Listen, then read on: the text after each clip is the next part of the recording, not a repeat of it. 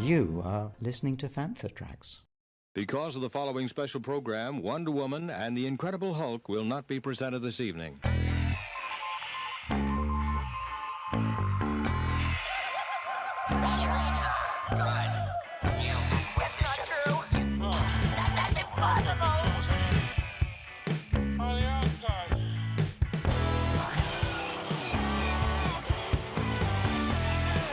It's time to get all your Star Wars news in a single file. This is Making Tracks. Here are your hosts, Mark Newbold and Mark Mulcaster. That's not true. That's impossible. You're listening to episode 40 of Making Tracks, brought to you by the wonderful folk over at fanfortracks.com. My name's Mark Mulcaster, and as we hurtle closer and closer towards the International Space Station, my co-pilot on this intergalactic mission is none other than Mr. Mark Newbold. Mark, how are we looking? But I'm flying. You're flying. Nobody told me I was flying, dude. I'm at the back having a party. I'm barbecuing on the engines. I'm not flying this thing. Oh, if you're not flying it, who's flying it? Because I'm just playing with that little floating dinosaur toy that we've got in the cockpit. I wonder what you're going to say then. Just to prove there's no gravity, yeah. I was convinced you were going to say you were playing with the knobs in the cockpit, but that's a Baby Yoda thing, isn't it? That's definitely a Baby Yoda thing. Or just commonly now known as the baby. The baby, yes, of course. Yeah, well, we're getting into that later, won't we, talking about that? Yeah, we'll talk about that in a bit. How are you doing, Mark? Very good. The weather's nice outside and people are starting to get a bit of sun after being cooped up for so long, although socially distanced sun, of course. And loads, obviously, like I say, loads for us to talk about on the episode today. We've just had our Hal Hickel episode come out. Yeah, that was great. Yeah, which seems to be going down well, so that was a lot of fun to do. Good stuff. How about you? Yeah, I'm all good, man. I've been enjoying the sun. I've been pretty bad and buying lots of stuff recently, so which is good for the collection, bad for the bank balance, but hey, who cares? Can't take it with you. And as our good friend Mr. Dave Tree told me once, at the end of the day, it's basically just a big race to see who can die with the most amount of stuff. Before we ramble off into weird avenues of talk, Jedi Temple Challenges. It was originally going to come out on Disney Plus later on in the year, I think October time. Yeah. They've just announced now that it's coming out to the Star Wars Kids YouTube channel in early June. What do you think of that? I mean, I've seen the clips, we've all seen the trailer, but it looks like a lot of fun, doesn't it? I watched that trailer and I actually got slightly goosebumps from watching it.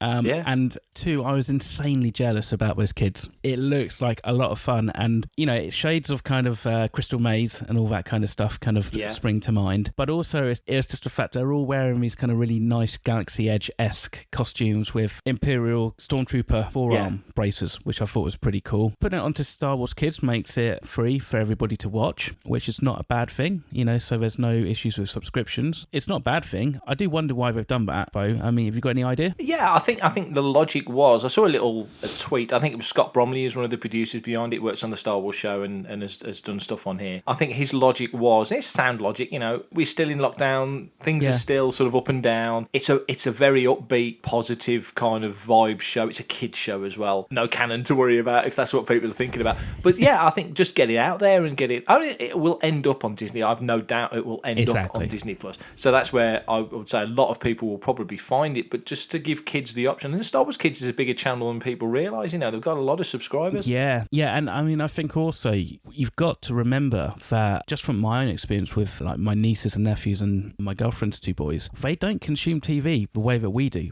They don't tend to view much on Netflix. It's all YouTube. They'll watch everything from people playing games and unboxing of just like the most random stuff. And I'm not even talking about collectibles, just talking about literally random stuff. Like I think my nephew was watching an unboxing of a new range of slime the other week, as one does. So it's a good idea because it's kind of focusing the directly to the audience that they probably want to appeal to. And then obviously, hopefully, as those kids get older, you can transition them over and their households into Disney Plus if they haven't got Disney Plus already. So it's not a bad thing. And I think also just by listening to the trailer that they played on the Star Wars show, it's very positive. There's lots of positive reinforcement by the teams. It's like, one team member saying to the other one, oh yeah, you can do it. Come on, you've got this and all this kind of stuff, which is really positive. And I think in this day and age, it's going to be a breath of fresh air, I think, for everybody. It is. It's a very upbeat sort of show. It's great to see Ahmed doing stuff to do with Oh, Star it's Wars amazing, again. isn't it? He does look good in Jedi robes. He does. It's going to be fun. It's nice. And also, we're going to talk about Disney Gallery shortly. It's nice to have a weekly Star Wars TV show there. You've got Star Wars,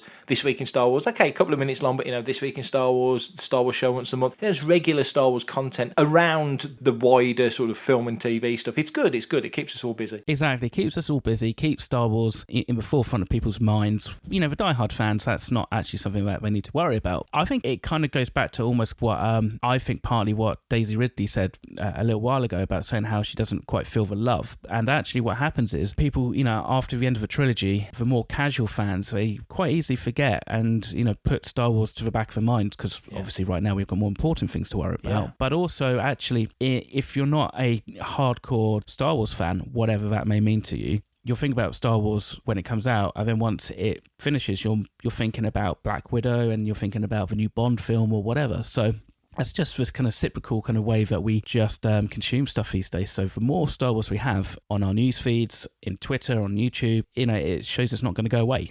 Hey, I'm Matthew Reinhardt. Hi, I'm Kevin Wilson. And we're on Panther Tracks. So earlier in the week, ILM put out a lovely 40th anniversary retrospective, which had a number of the ILM members from back in the day who actually are still active in and around ILM and the film industry in general. It ran for about 90 minutes and it was a really nice chat, which kind of opened up a lot of memories from some of the members about The Empire Strikes Back and the pre-production stage and all that. Did you get a chance to watch it, Mark? I did. I watched a bit of it live, which was cool. Knew and listened to him talk about film all day, and Joe Johnson, I didn't recognise him at first. I still think of him with a floppy long hair, which is ridiculous because that was like 40 odd years ago. But exactly, hearing him talk about his experience and of course the design work that he does, and then people like, Bill George moderated it and came to Lucasfilm in 81, just after Empire. Obviously, Raiders was the big film that year, but and he's had like a monumental career with ILM all the way through. Yeah, he's an ILM legend. How can you not recognise that hair? Tippett, all the stuff he did. We saw all the work that he did, the Tauntauns and on Jedi later with the Rancor, and just the whole vibe of what those guys did. And you compare what they do now, the technology and the creativity is just insane. But it's the analog versus digital argument, sort of comparison, isn't it? You go back to when these guys were literally, that pipe cleaner will do for the armature on this creature, or whatever it might be. It was literally spitting sawdust. You watch those old ILM videos making a Jedi classic creatures, and you look at the old workshop and how tactile it was. And it's different now. And actually, weirdly, again, we'll talk about Gallery Episode 5, practical, going back to the physical stuff becoming more prominent, becoming more, again, a part of the production of these shows and these films, that the marriage between digital and now stagecraft and the physical stuff and all the stuff that like Hal will do with character animation, it's all merging together in this really sweet storm. But back when ILM were doing Empire, and they were literally on the frontier of visual effects and special effects and all the stuff they were doing. Yeah, like you say, it was just fascinating to listen to those guys talk about it. Yeah, and it was such a kind of natural flow of a conversation as well.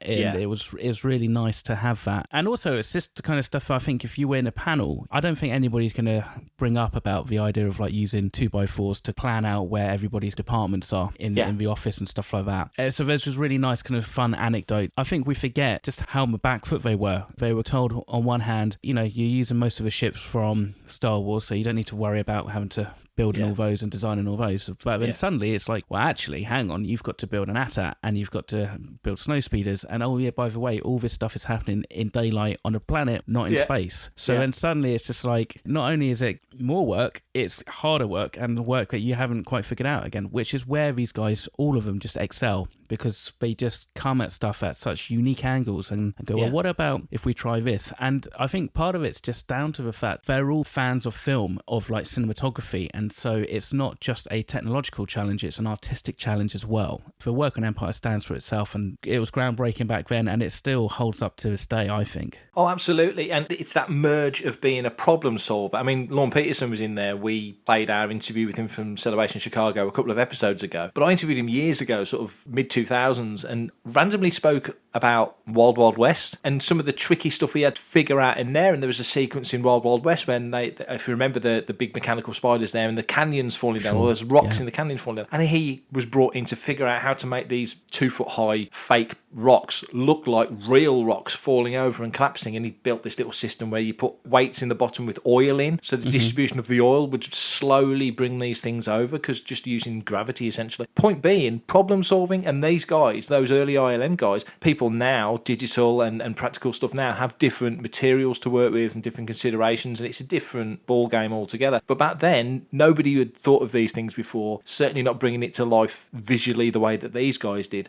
So it's as much like you say, it's the artistry, it's making it fit with all the story stuff, because story comes first, all these things, but also figuring out how to do it. It's brilliant. I really hope ILM do more of this sort of stuff. I think it's just always good to be able to kind of have some of these accounts on record. And it's also interesting that it actually came from the ILM YouTube channel rather than necessarily just, StarWars.com. I think it's quite nice to actually showcase ILM as a company in its own right. Absolutely, yeah. I mean, the history they've got, and ILM's history, obviously it started with Star Wars, but it doesn't just cover Star Wars. It's always been the primary thing, hasn't it? Star Wars. Okay, ILM has worked on Close Encounters, ILM has went off and worked on Galactica, and then Empire comes along, so that's where they kind of learnt their craft and figured it all out. But going forward from there, you think Raiders, Dragon Slayer, E.T., and all Poltergeist, and then all of a sudden you're rolling out into the 80s, when in the mid-80s it felt like any big film, and even films that weren't smash hits, like Batteries Not Included, and did they work in Explorers? I think they did. And that sort of era of film, right through to sort of Last Crusade, and then hit the digital era really, like Hook and Always, which wasn't a big hit, the Richard Dreyfuss film. Yeah, but right. ILM did all the the plane stuff on that, and you forget their history is far more than just Star Wars. So yeah, you're right, it's a really good point actually. Yeah, it's good that they put it out on the ILM channel. That company definitely needs a light shined on it, definitely deserves that. Hi, Paul Blake here, Greedo from Star Wars A New Hope, and you're listening to Fantha Tracks. Okay, so last studio episode of Making Tracks, we had our first part of our chat with Hal Hickel. This is Hal talking about his wider film career with ILM and in previous companies before. So let's catch up with Hal, the second part of our chat, talking about his career. Because you're a creative guy, or anyone in your field is creative, but you've got the skills that the director or the producer or whoever needs. When do you have to sort of switch off and go, I can only take my thoughts to a certain point and I just have to put that to one side for somebody else's vision? Where's the demarcation line in that sense? Well, that's the tricky part of the job, honestly. One of the tricky parts, and maybe the most tricky part, is learning how to be passionate about the work that you've been given and invested in it enough to bring great ideas to it and to be really excited about it, but not so precious about it when the director says, yeah, I want to go in a different direction than what you're doing there, or, I don't think this is working for the film, let's try this instead. That you don't then become sort of dead inside, like, okay, fine, just tell me what you want and I'll just do it, which is how some people react when they get notes and criticism. And it's not a great way to work. Number one, you're going to kind of make yourself unhappy. And number two, you're not going to do the best job you can. And I think I've done a reasonably good job. I mean, certainly, as I was saying before, there are days when you're just like, ugh, this project. And but I'd say on balance, I generally feel super grateful to be doing what I do. And it's because I think somehow or other, maybe it's just how I'm made. I like being part of a crew rather than being like the independent filmmaker who's going to go out and direct his own stuff. That's never honestly been that much at the forefront for me. I got quickly locked in on the visual effects, and I liked the idea of being part of the visual effects crew, making the visual effects. Like it wasn't like, well, that's just a stepping stone to directing my own films. And so because I kind of embraced that whole idea that I'm part of the crew, I'm going to be in the visual effects end of the work, making that stuff. I don't know, maybe that just prepared me in terms of my mindset for, the work not being mine. It's sort of ours. One of the things I've liked best about the transition from being an animator to being an animation supervisor is I like getting to know directors. I like trying to figure out what they like, what they're after, how their sense of humor is, what they're trying to achieve with the film, and then figuring out how to do that. I enjoy that. So for me, it's not a hard thing. I don't mind being not at the pinnacle of the creative leadership of a given film project. But other that said, I enjoy being at the pinnacle of my little part of the movie thing. I do. I won't say otherwise. I mean, I really enjoyed getting my first opportunity to anim soup. Like, I know animators who are super talented, and I've asked them and said, do you have aspirations to be an anim soup? And they're like, no, I like to just focus on animating. I really like animating, and I just want to focus on my shot and not have to worry about all that other stuff. And I totally get that. You say about talking to different directors and sort of facing up with different directors and getting the sense of what they want from a project. So can you sort of look at a film and sort of think, well, that was what JJ wanted on Super 8, or that was what Gore Verbinski wanted on Rango, or whatever? You can kind of see what their flavour is from what the work that you've done. Does that make sense? Is that how it works? Yeah, although I have to say, I've been super lucky that I feel like everybody I've worked with has been completely unique. There hasn't been both the directors and the projects. I mean, I worked on a few sequels, but still the challenges always seem to be changing. So just to say that I feel like it's rare that I would get onto a project with a director and they would present an idea or have a sort of vision for the film or whatever it might be, and I think to myself, oh, this is a bit like this other thing that I did. So, okay, I can, figure it. I mean, that's actually one of the things I enjoy most about my job is the variety. To go from Attack of the Clones to Pirates of the Caribbean to Rango to Iron Man, you know what I mean? It's a pretty Warcraft, Pacific Rim, pretty different projects, really different directors. George, Steven, Guillermo, Duncan Jones, Gore Verbinski, Jon Favreau, Lawrence Kasdan. I mean, pretty, again, super different ways of communicating, different senses of humor, different ways of making films. So I feel like everyone's a kind of a new adventure. Yeah, absolutely. I was going to say, it's a heck of a roster of directors to have worked for. It's great. It's great. I mean, I look forward to working with more women directors, people of color. That'd be the only thing that I'd say is lacked. That said, last season I got to work with Rick Famuyiwa on Mandalorian and Deb Chow and Bryce Dallas Howard. So we're getting there. But yeah, no, I've been incredibly lucky. I mean, Steven and George were my childhood heroes, in terms of filmmaking. And so working on AI and first two prequels was obviously a dream come true for me. Our association with Gore has been incredibly fruitful and fun, so the first three Pirates films and Rango. And, Jon Favreau, I worked with him on Iron Man, on Marvel's first film. And then we didn't work together again until season 1 of Mandalorian. But it's just been like connecting with an old friend. We have a shared language already and everything, and it's been super fun. John's a lot of fun to work for. He's a very collaborative director, and he invites people to contribute outside of their normal areas, which is really fun. He's not the director who's ever going to say, stay in your lane. If you have a comment about how the scene is cut, he welcomes hearing that. I mean, it's not a free-for-all. People do have some kind of dominion over their work, but he's just very encouraging of collaboration from all sides. It's really, really fun. Now, stepping back a little bit, I was fascinated to see you worked on the first Toy Story. I mean, that's a 2-hour conversation all by itself because of the journey that the graphics group becomes Pixar and works all the way through to becoming the company that makes that film, and the amount of times that the computers nearly crashed and they nearly lost everything. What was it really like working on that? Was it like Kings of the Wild Frontier? Were you really on the edge of the technology at the time? I would say that was a tremendously lucky break for me. When I got Cal Arts in '82, my focus then wasn't character animation, it was motion graphics stuff. I was really fascinated by the slit scan sequence in 2001 and a lot of that kind of backlit motion graphic work, which at that time was done on a piece of equipment called a down shooter, or you guys would call it a rostrum camera. It's a camera on rails pointing downward at a bed of artwork, and the artwork is lit from below, and you use different color gels and things to create effects. I was really fascinated with that. And my goal in the 80s, when I had gotten my first job, was to build up a little resume of work up in Portland and then go back to LA to work for some of the bigger shops that were doing that kind of work.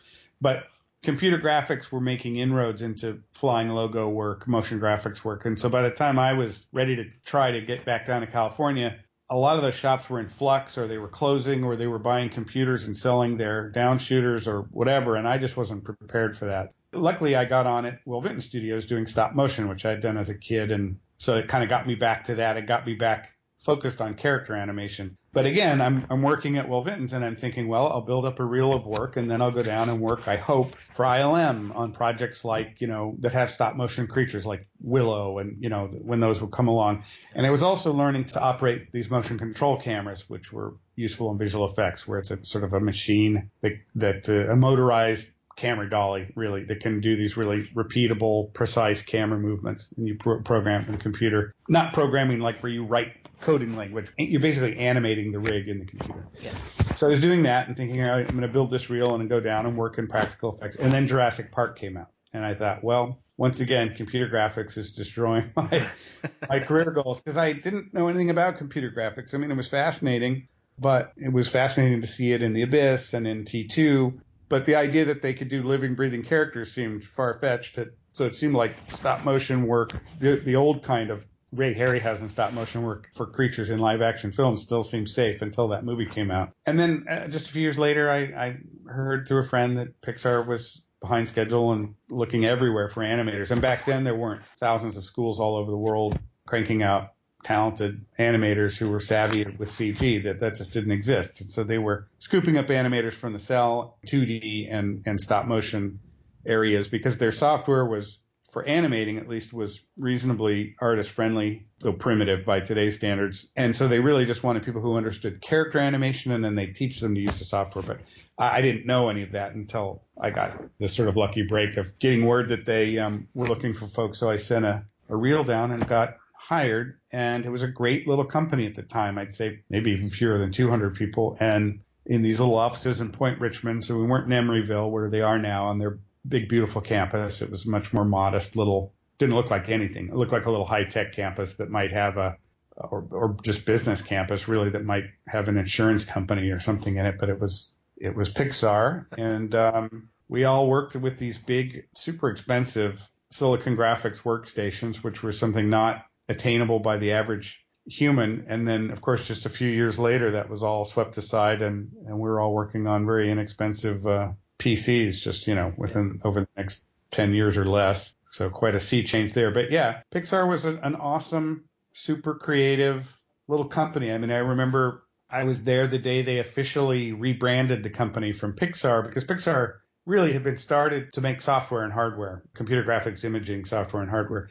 But they had a little group that was doing animation, and that group expanded, and they did commercials and things, and they had this goal of creating an animated film. They got backing from Disney. Disney didn't own them yet. They just got backing from them to make Toy Story. And so it had this really great core, of animation nuts, people who just lived and breathed animation. And that was my first exposure to that, because Vinton's was a world unto itself. It wasn't, Will Vinton Studios in Portland wasn't very connected to Hollywood or the larger animation industry. Yeah. We didn't have people there who were like, oh yeah, I worked at Disney for 10 years and now I work here. A lot of us, it was our first job of any, for me, my second, but really my first real production job. We were sort of insulated. We didn't have a lot of connections. There weren't a lot of veterans at our studio who'd worked everywhere else. So going to Pixar, that's when I really first felt like I was in a movie studio as opposed to like a quirky little animation house. This felt like a movie studio. Like, would hear the producers talking about their meetings with the executives at Disney, and I would hear, and John, the director, would come by, and it was a feature. I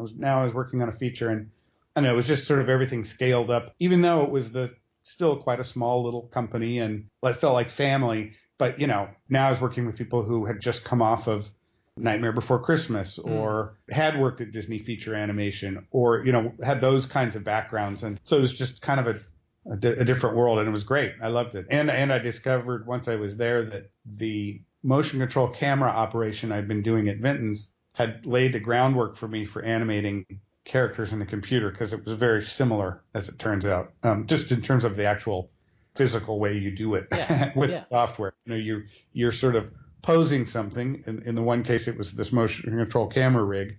You drive the carriage down the track, raise the camera up, adjust the pan and tilt, set the focus, and then you set keys on all those axes of movement. And then you go, let's say, all right, now 2 seconds later in the shot, I want the camera down at this end of the track and down low and panned over here and focused here. And then the computer sort of in between those two positions. Well, that's how you animate a character in the computer. You pose it like a puppet at one point in time, go a little bit later in the shot, pose it again, and the computer does the in-betweening, which usually looks terrible because it's sort of linear, and then you adjust and fix. I mean, that's a simplistic description, but I didn't realize I was even doing something that would help me with being a computer animator. In fact, I had a dream.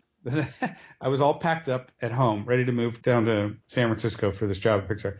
And I went to sleep that night exhausted from getting the truck loaded up and everything. And I had a dream that I got to Pixar and they welcomed me in and they brought me down to this room and sat me at a table. And all along the walls of this room were these big metal racks with boxes, and the boxes contain different pieces of computers, and literally motherboards, power supplies, even pieces for, your monitor. We didn't have flat screen monitors then, they were CRTs, but there'd be like the big tube and the other pieces. And they say, okay, we'll leave you to it. Get your computer and monitor assembled, and we'll be back in a little while to, get you oriented. And I was like, what? Excuse me? You want me to? I don't know anything about putting together excuse me. And, the door closes and I'm just left alone there. Fortunately, that was not the experience. That my computer was fully assembled when I reached Pixar. We rolled out last week the hour-long interview with Hal, talking specifically about his time at ILM working on Star Wars, and we talk about his career all the way through from Phantom right up to The Mandalorian. So go and check it out. It's on the front page of Panther Tracks right now. It's called From Phantom to Mando. So it's an hour-long chat with Hal Hickel. Go and have a listen. I'm Anthony Daniels, and you are listening to Panther Tracks. Well done. So the Friday just gone saw the release of the Disney Gallery, The Mandalorian Episode 5, which basically pulls back the curtain on the practical effects employed in the series. In particular, obviously, the artistry behind the practical models, the effects, and the animatronic creatures. It really kind of broke down what the crew actually did and what they built, and the baby, or Baby Yoda, or the child, however you want to call it. Mark, did you get a chance to see this one? I did. It was, again, as they've all been, it was a fascinating episode. Like we just said earlier, talking about the ILM guys working on Empire, you don't realise, or you do realise more now in a weird way, that there's been this sort of ebb and flow of technology over the years, that, you went from optical and sort of hands-on, physically animating a speeder bike going through, a forest being filmed on a steady cam at high speed rate, and they merge that together, get the speeder bike chased, and then years later you would do that all in CG. But now you look at it and you think, how would they do it now? Because you've got the practical, which is the focus of this episode, Baby Yoda, the child, baby, whatever, just don't put him in the corner, whatever you want to call it, now is an animatronic, and you think, well, George had made Underworld 10 years ago, no doubt he would have done a Baby Yoda type character as a CG creation, like he'd done Yoda in the prequels. But now, because the tech wasn't there to do an animatronic Yoda to that level of sophistication, whereas now, recently we spoke to Brian Herring, we spoke to Neil Scanlon and people like that, and you realise that the tech for digital has gone crazy and looks more and more lifelike as we go forward, but also the technology for real in the room animatronic creatures has also gone crazy. The gears get smaller, the power gets better, just everything about it, the silicon for the skin gets better, and now with stagecraft, the actors are in the environment that can be like we said before, you can change it in a heartbeat, so everything's coming together. And this episode really highlighted that you look back to Star Wars was like ground zero for big movie special effects, and then the next major step forward, Jedi was a huge leap, but the next major step forward really was kind of T2, with the T1000, and then Jurassic was like another mega leap, and it almost feels like this is the start of the next step up. Yeah, do you get what I mean? Yeah, I totally do. And I think Werner Herzog kind of actually nailed it when he says you're now back to a stage where the technology is becoming invisible. Yeah. And that is kind of what you want. Remember how with The Force Awakens there's that big push to say, hey, everything's really practical and we're doing loads of practical stuff. And actually, that's true, they did a lot, but then also they had to still use CG. And now we're kind of getting to that point where it's like we're using CG with the stagecraft in a way that is actually practical. Yeah. Which is the ideal scenario. And it's the same with, like you say, with the puppetry and the actual kind of technology that's being employed to create and bring these characters to life. It means that everything feels authentic and you're not necessarily compromising the quality because of the fact that either having to use a puppet or you're doing a CG one. And there's that really fun moment where Deborah Chow said about they were filming with Werner Herzog, and he said, "Oh, don't shoot the clean plates. Just use a puppet. Believe in the puppet. Don't be cowards." Yeah. Don't be cowards. Yeah, exactly. Which is kind of really fun. In fairness, you should always shoot clean plates because you never know when you need them. Actually, in practicality. But I think it goes to show how believable that puppet is, and I just think it's really fun that actually they just refer to it as a baby, and you kind of think, that's kind of what they've called it, and I'm surprised that actually if they were referring it to the baby then, why they didn't actually, when the products come out, why it's not referred to as the baby. I don't know. Is it a bit too cute, or I don't know. I mean, you see the development of the creature as they sort of went through all the designs, and obviously it's can't not be informed by Yoda, and it makes me wonder whether that was at some point a consideration, or maybe they didn't want to be too on the nose because maybe that's a reveal for later. I don't know. Also, Quill. I mean, I kind of thought, well, Quill must be CG. They must be, the mouth movements and stuff is too good, and then you see the animatronic. It's like, holy. This is all on set, absolutely amazing. Again, to just step back to our Hal Hickel interview that we posted this past weekend, a lot of the stuff that he talks about in here on the round table, he goes into even greater depth in the interview that we did together, just sort of saying that the opportunities that stagecraft gives you to put you in the environment must give them so much confidence in that they can really just focus on Baby Yoda or a Quill or whatever you want to, whichever creature it is. You're focusing on performance, so all the focus goes away from the technology that, like Werner Herzog says, becomes increasingly invisible. The director doesn't have to think about any of that. They can just focus on getting the best performance. So when Deborah Chow again said about Quill, saying, you're looking for the small moments, the little movements, and the character stuff. The character stuff in Mando. Mark Hamill did an interview recently when he basically said, I'm kind of envious of the Mandalorian because all the focus is on the characters. The focus isn't on the tech. And that, again, because the technology has advanced so much and has got so smooth. And this is season 1. I mean, again, Hal, he can't say anything about season 2. It was an agreement of our interviewers that I wouldn't ask about season 2. But at the end, I say, well, season 2 going to be worth watching? Silly leading question. He's like, well, what do you think? Of course it is. In stagecraft, in season 1, it's all environments, it's all backgrounds. You see a couple of welders in the prison episode in the distance, but over time, they want to get it so that they can have a creature appear on stagecraft. So the actors have got something to act to, and the light will bounce off. Obviously Mando with a helmet, that causes reflections, and stagecraft is beautiful, perfect for that because it all reflects off the helmet. You get to a point where everything improves and everything gets better, and they get more used to the tech and the application of it, and the development continues. It's not like this is stagecraft final version, this is stagecraft version 1, isn't it? So it's only going to improve. To me, it just said to me, well, you've got this point now where these creatures and animatronics and all the other practical stuff that they use, anything they touch physical is there, is getting better and better. It can only make the story feel more real, which is what we all want, really. Hey man, it's me, Kevin Smith, a Star Wars fan, Fantha Tracks fan. So on Thursday, just gone, Hasbro released a nice range of new Black Series figures, including revamped packaging. They have basically re-released, but improved, the whole Rebels main cast. And for the first time ever, they've included Zeb, which is pretty cool. All the artwork on the packages has been redesigned, so you've got this nice key art on the side for when you're displaying it on the shelf. They've gone through and they've tweaked some of the sculpts to make them a bit more realistic and look a little bit more accurate to the animated, the more kind of humanistic styles, aren't they? The artwork's gorgeous, and I'm just looking at the image now. It's all in purple, so I think they're colour coding each film or TV series. Or something, yeah. So Rebels is in blue, purple rather, and Empire's in blue, and Jedi's in green, and I think Mando's in sort of a gold colour. So it's a nice way of doing it. I wonder. I mean, I love the packaging. 9 times out of 10, I buy things because the packaging works for me. And I'm not a Black Series collector, but I actually went through my collection the other day, and I've got more Black Series stuff than I realised. And seeing it these, creeps up, doesn't it? It's weird, isn't it? Like the carbonised figures that came out, the packaging for those was gorgeous, and that's why I got most of them. One thing that might annoy collectors, they kind of feel like they've got to buy them again, but like you just said, they've not only finally released Zeb, but also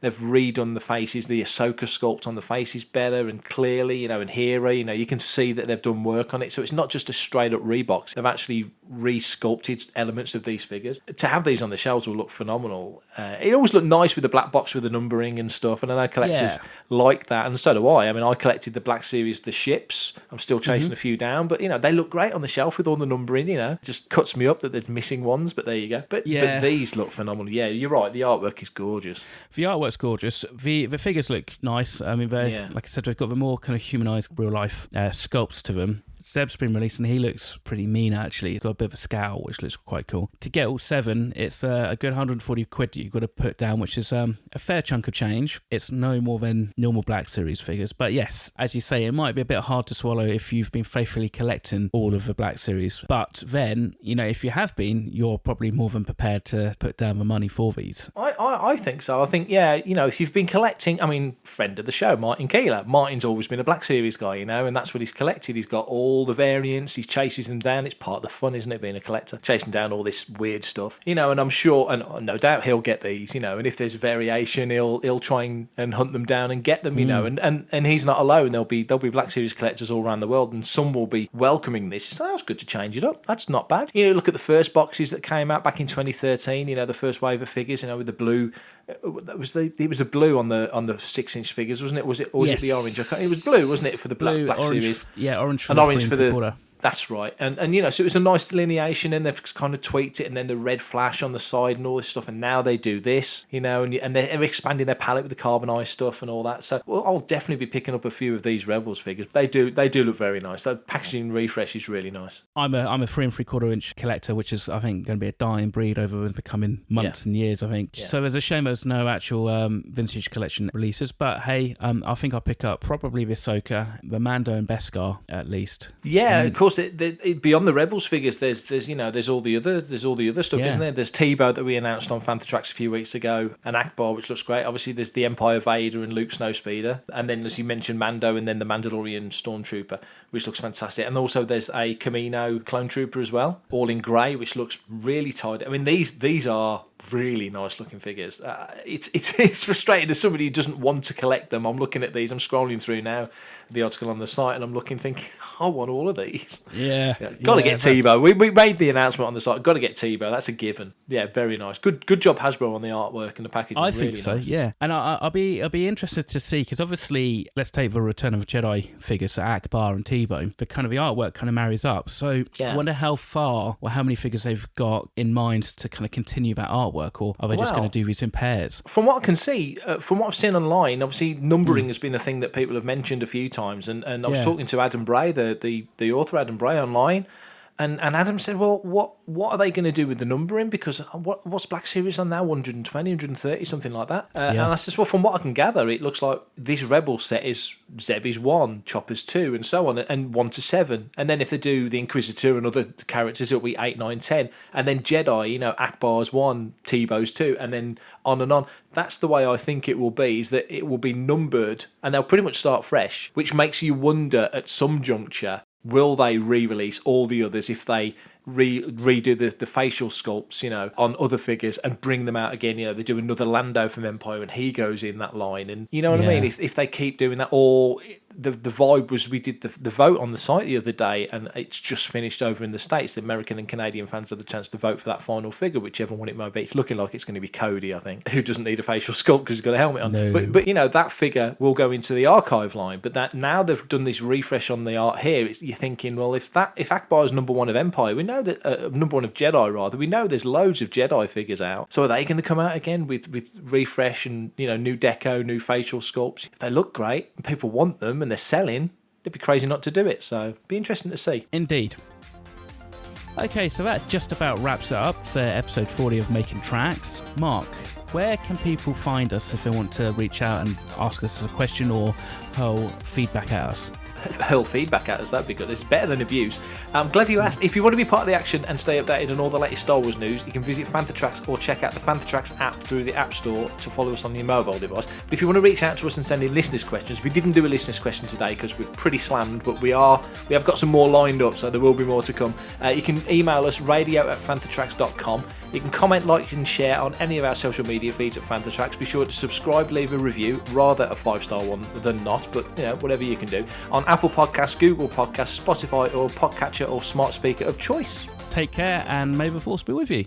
Thanks for listening. Coming up next on Fantha Tracks Radio, it's another episode of Making Tracks.